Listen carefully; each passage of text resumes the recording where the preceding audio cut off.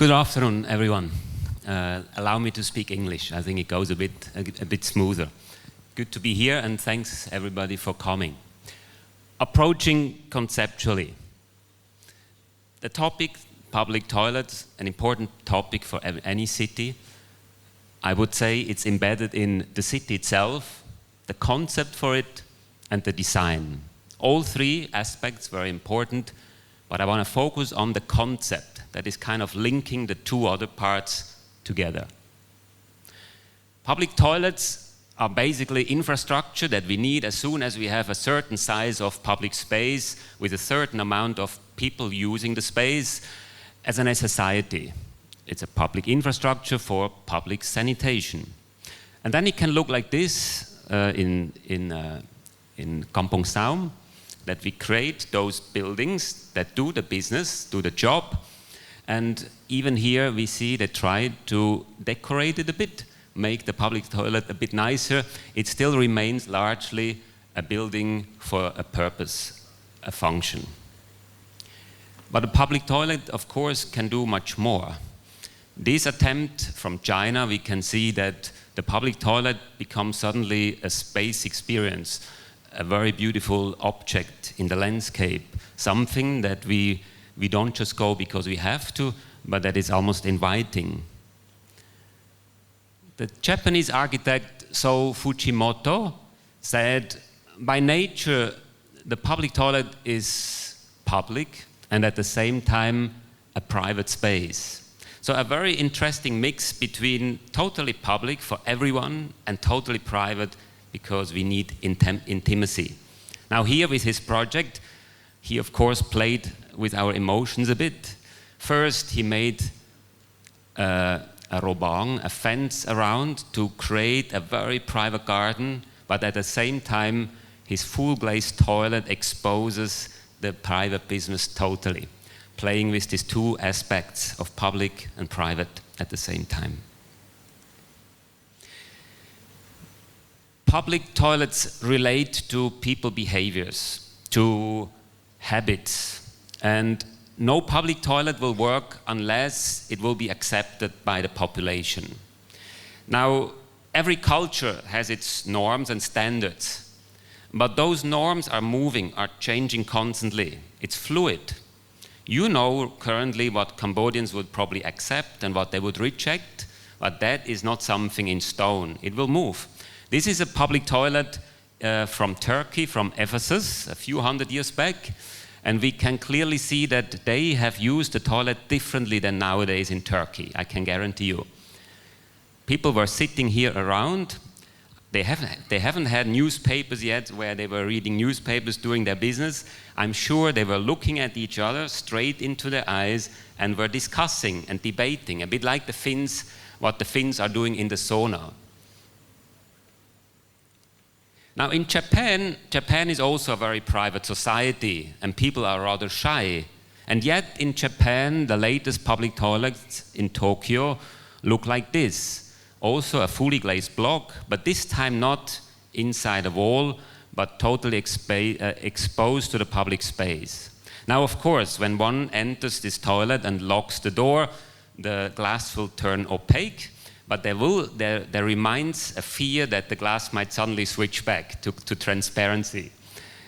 But in Cambodia, generally, we do not like in our homes to show the toilet seat or even the plumbing, the P-trap. Everything should be hidden. That's something not for the guests and for the public, but that's something for our own private space. But here in Japan, they turned it around and expose it. And of course, it comes with two major advantages. The first advantage is that before you enter, you know whether it's a clean space, or whether there's somebody there waiting for you or not. So there is a certain security that this type of design implies. The second aspect is the public control. That if somebody messes up a public toilet and he walks out, everybody sees right away what he or she did. So it brings a much higher control over a space that we share. But a public toilet can do much more than just become a space where we can do our private business. a place that has can play a multiple role in the fabric of the city. What do we see here on this picture? What do we see? Just speak loud. A house. We see here a house, true enough. But what is it also? It's a column. This is a street, a bridge above. It's basically a crossing of a road, a street underneath, a bridge above. But here the column becomes also a house. I don't think it's real, but just as a metaphor. One thing can play a lot of roles. So as we look at the site, a place where we understand there is a need for a public toilet, and actually it applies to many other designs as well and the like, we do not just collect information as often done for surveys, but the main question is, what is going on here? Three points that for me are always essential in the reading of a place, which is, what is strong and needs protection here? Usually there is already quality in a space, and this quality shall not be undone just because we put in a new function, a toilet or whatsoever. The second one, what is problematic and needs intervention? Because as we do something, as we build something, as we create this public toilet, we can possibly solve a few problems that the site has currently. You would not believe what's possible, but the longer the more, you will see the power of architecture in that regard. And the last one, it's the most difficult one. What is missing and needs to be implemented? We often can see the good and the bad relatively fast, but what is actually missing? The imagination, what we could contribute to a place in the city that makes this place a better place is probably the hardest. Here are a few examples of the different aspects what the toilet can do beyond being a functional toilet. The first one, I call it a caesura. A caesura because it's a place perhaps where retaining walls have to seclude one area from the other. Perhaps there is a very noisy road and this park can hardly be used because of all the noises of the trucks and so on. So behind this wall, we can integrate a toilet without seeing a building. So the walls will help to create a quiet space for the business we need to do, and at the same time, it does not obstruct that park that we work in. A second approach, a second conceptual approach is the under or off-ground public toilet. Of course, it comes with some issues in terms of accessibility, wheelchairs and so on, but this example, for instance, from London, probably from the 19th century, is an underground toilet. In Cambodia, I could even imagine we do an off-ground toilet so that we keep a free view, for instance, to the river and have this toilet off the ground on pilotis, on columns. This is largely in order that we don't obstruct our views on an eye level, which is very important for a walkable city. Another one is that the public toilet even creates a location, a place to go, a place to meet. Maybe not for everyone, but I can imagine here around these trees, on these benches, you will see a few people sitting there, maybe those who like each other in a certain and specific way. Youngsters who want to be a little bit hidden, away from the road, away from the public eyes. A location that is more than Kalaing Batju. In Sihanoukville, along the beach, that's another approach. I would call it a synergy. We can see on Orchard Hill Beach how the public toilets were combined with the coffee shops, not just once. Brown has done it and another one.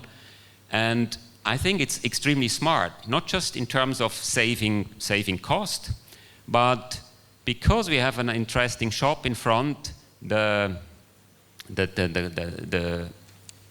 because we have an interesting shop in front, the toilet easily becomes more safe and more clean.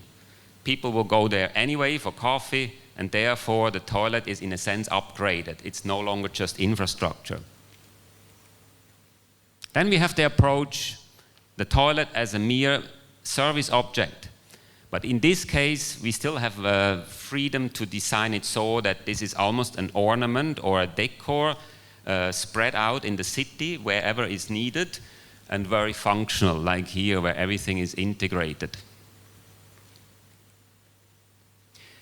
This approach, I call it the parasite, is the approach that we don't just create a new building and try to make it nice, but that we actually use an existing structure. For instance, here an old railway bridge in Zurich, standing here for over 100 years, is still used for trains, and this in the middle of the city was for a long time an abundant space, dusty underneath. We can see this here under underpasses.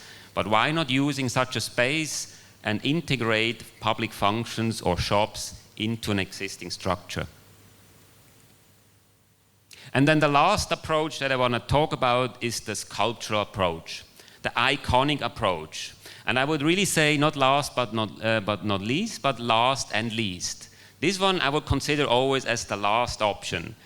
If we really need creating an iconic place, then maybe this is the way to go. And as you choose the idea for the icon, the idea for the landmark, then I would recommend, then I would recommend you to take this design all the way to the place of your toilet seat and sink.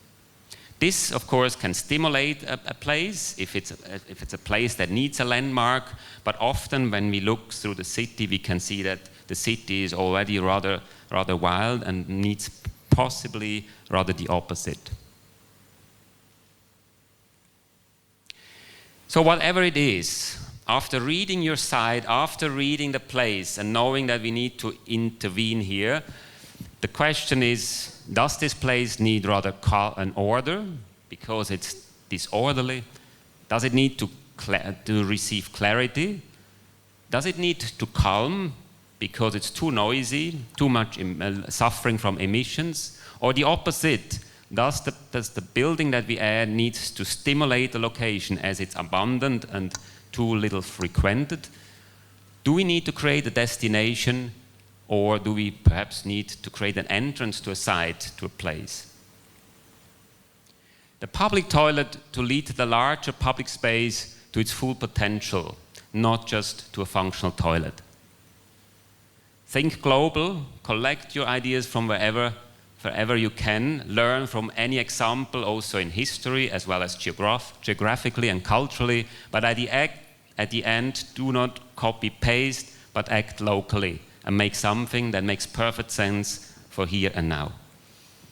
I want to end with a picture from a public toilet from Norway. With this, I want to thank you all.